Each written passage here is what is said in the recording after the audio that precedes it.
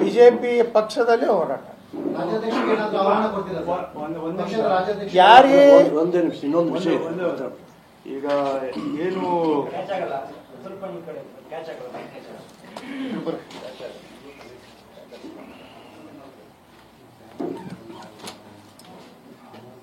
ಇವಾಗೇನು ಸರ್ಕಾರ ಪ್ರಸ್ತಾವನೆ ಮಾಡಿದೆ ಈಗ 1,16,000 ಎಕರೆ ಅಂತೇಳಿ. ಜಮೀರ್ ಅವರು ಹೇಳೋ ಪ್ರಕಾರ ನಮಗಿರ್ತಕ್ಕಂಥದ್ದೇ 36,000 ಎಕರೆ ಮಾತ್ರ ಅವ್ರ ವ್ಯವಸ್ಥೆಯಲ್ಲಿ ಇದೆ ಅಂತ ಹೇಳ್ಬಿಟ್ಟು ಮಾಡ್ತಾ ಇದ್ದಾರೆ.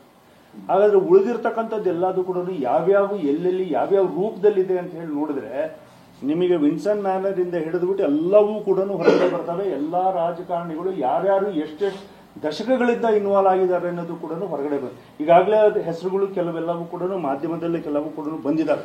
ಬಟ್ ಮೇಜರ್ ಆಗಿ ಇಷ್ಟು ಲಕ್ಷ ಎಕರೆಗಳು ಇರ್ತಕ್ಕಂಥ ಇದಕ್ಕೆ ಸರ್ಕಾರದ ಜಮೀನು ಮತ್ತು ಯಾವ ಉದ್ದೇಶದಿಂದ ದಾನಿಗಳು ಕೊಟ್ಟಿದ್ದಾರೆ ಆ ಉದ್ದೇಶನ ಬಿಟ್ಬಿಟ್ಟು ಎಲ್ಲಾ ತರದ ಅವ್ಯವಹಾರಗಳನ್ನು ಅದರಲ್ಲಿ ಮಾಡ್ಕೊಂಡಿರ್ತಕ್ಕಂಥದ್ದು ಬೆಳಕಿಗೆ ಈಗಾಗಲೇ ಇದೆ. ಕೇಸಸ್ ನೀವೇನು ನೋಟಿಸಸ್ ಮಲ್ಪಾಡಿಯವ್ರು ಕೊಟ್ಟಿರ್ತಕ್ಕಂಥದ್ದು ಕೂಡ ಅದೇ ಉದ್ದೇಶನೇ. ಎಲ್ಲೆಲ್ಲಿ ಅನ್ಯಾಯ ಆಗಿದೆ ಅದನ್ನ ನೀವು ರೆಕ್ಟಿಫೈ ಮಾಡಿ ಅಂತಾನೆ ಆ ರಿಪೋರ್ಟ್ ಅಲ್ಲಿ ಸಬ್ಮಿಟ್ ಮಾಡಿರ್ತಕ್ಕಂಥದ್ದು.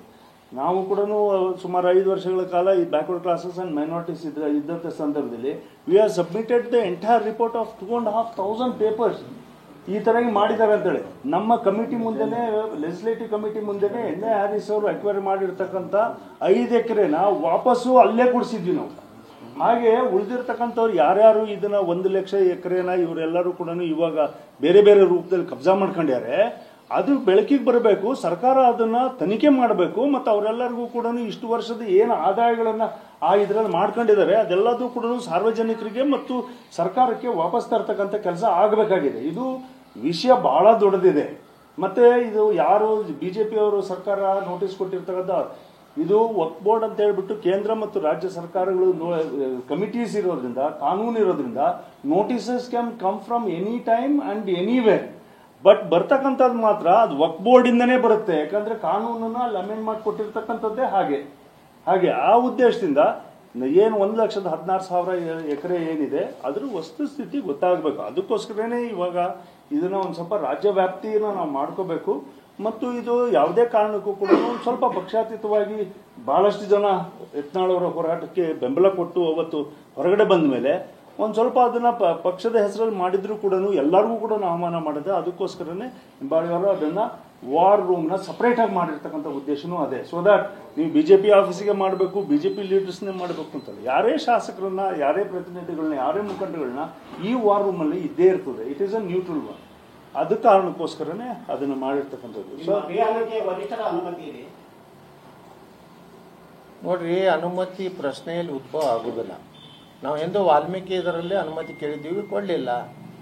ಈಗ ನಾವು ಜನಹಿತದಿಂದ ನಮ್ಮ ಪಕ್ಷ ಈಗಾಗಲೇ ಕೇಂದ್ರ ಅಮೆಂಡ್ಮೆಂಟ್ ಮಾಡೋದ್ರ ಮೂಲಕ ಬಿಲ್ ಪಾರ್ಲಿಮೆಂಟ್ನಲ್ಲಿ ತಂದಾರೆ. ಪ್ರಧಾನಮಂತ್ರಿಗಳು ಸಹ ಅದಕ್ಕೆ ಧ್ವನಿಗೂಡಿಸಿದ್ದಾರೆ, ನಮ್ಮ ಗೃಹ ಮಂತ್ರಿಗಳು ಧ್ವನಿಗೂಡಿಸಿದ್ದಾರೆ. ಇದರ ಅರ್ಥ ಭಾರತೀಯ ಜನತಾ ಪಾರ್ಟಿ ನಮ್ಮ ಹೋರಾಟಕ್ಕೆ ಸಂಪೂರ್ಣ ಬೆಂಬಲ ಇದೆ.